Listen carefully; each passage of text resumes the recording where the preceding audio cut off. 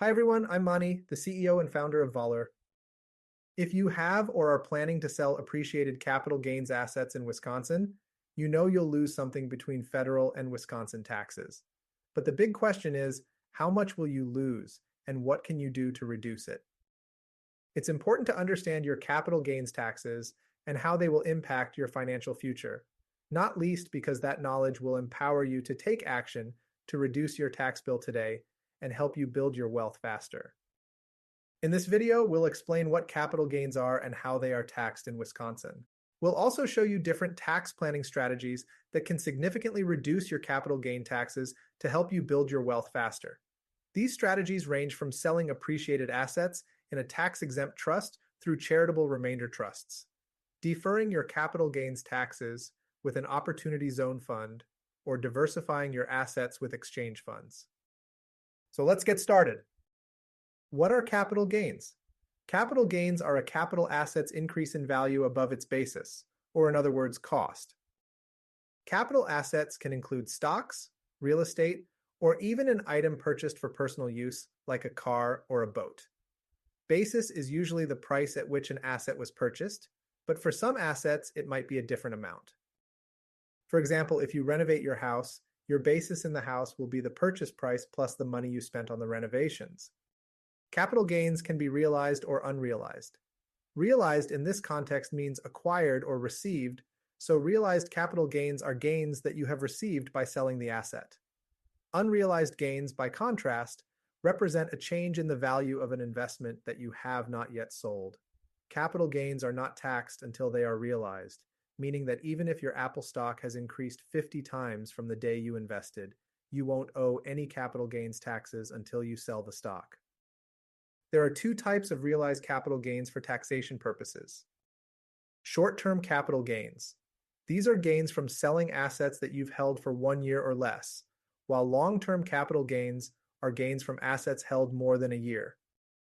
Realized capital gains are typically subject to both federal and state taxes. The tax rate you will pay on capital gains will vary depending on where you live, your income, and the type of asset you sold. For federal capital gains taxes, short and long-term capital gains are taxed differently. Short-term capital gains, or assets held for 1 year or less before being sold, are taxed as ordinary income, while long-term capital gains are taxed at lower rates. In 2024, the federal short-term capital gains range between 10 and 37%. Federal long-term capital gains, meanwhile, are also progressive, and in 2024, range from 0 to 20%. You now understand how federal capital gains tax rates apply. What about Wisconsin capital gains taxes? The Wisconsin capital gains tax is also progressive, meaning the rate of taxation increases as taxable capital gain increases.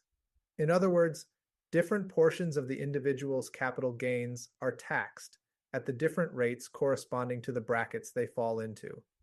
In 2024, the Wisconsin capital gains tax rates range from 3.54 to 7.65%. So, what would these numbers look like in the real world?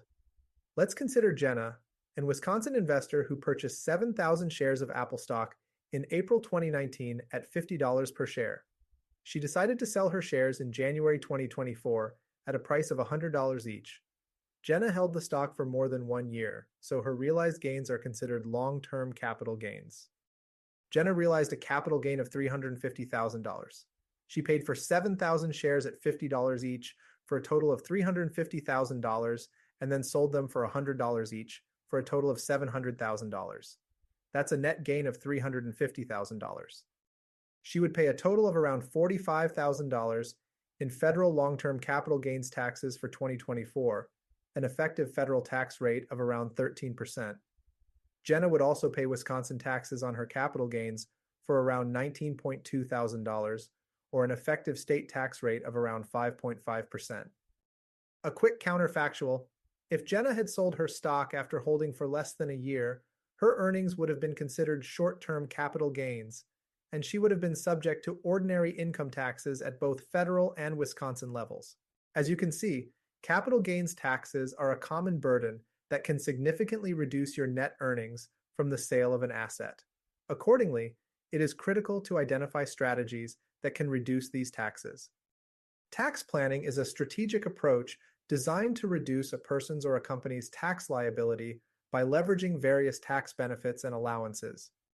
Different tax planning strategies can help you reduce your income tax liability. Here are the three we consider most advantageous. Sell appreciated assets in a tax-exempt trust. By setting up a charitable remainder trust or CRUT, you can sell your asset tax-free and receive a charitable income tax deduction of approximately 10% of the current value of the appreciated asset. This allows you to reinvest those tax savings and create more wealth for yourself. As an example, if you have your assets in a lifetime CRUT, you can take home 80% or more after taxes compared to not using one and selling your assets in a regular taxable account over the course of your life. Using an Opportunity Zone fund to defer your capital gain tax and potentially avoid taxes on your Opportunity Zone investment. Investors who have realized capital gains can roll those gains into an Opportunity Zone fund. If they do so within 180 days of realizing the gain, the following tax incentives are available.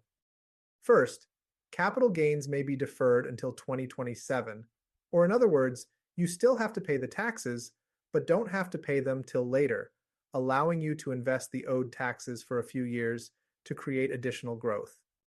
You can also save even more through an adjustment in cost basis of your Opportunity Zone investment. If you hold the Opportunity Zone investment for at least 10 years, you can sell the fund shares and avoid federal taxes on the Opportunity Zone fund appreciation. Another option is to simply diversify your investment using an exchange fund. An exchange fund allows investors to contribute stock. By aggregating the concentrated stock positions of many investors, an exchange fund allows you to substitute or replace your own concentrated stock position with a diversified basket of stocks of the same value, reducing portfolio risk and putting off tax consequences until later. Exchange funds now take a wider range of shares from most companies listed on major exchanges to large startups. Importantly, after you have exchanged your concentrated position for a diversified basket of stocks, you will still have to pay capital gains taxes when you sell the diversified stocks and won't receive the diversified shares for 7 years. All right, that wraps it up. I really hope you enjoyed the video and learned something new. Please feel free to comment, like, share, and subscribe to our channel. Now, a quick word about Valor. We've built a platform to give everyone access to the tax planning tools of billionaires like Facebook founder Mark Zuckerberg and others. We make it simple and seamless to pick the best strategy, set up, and administer these structures at a fraction of the cost of competitors. I really hope you found this video useful. If you still have any questions, please visit our website at Valur, VALUR.io, where you can read more content on these subjects, play with our online calculator to discover your potential financial gains, or schedule a call with us.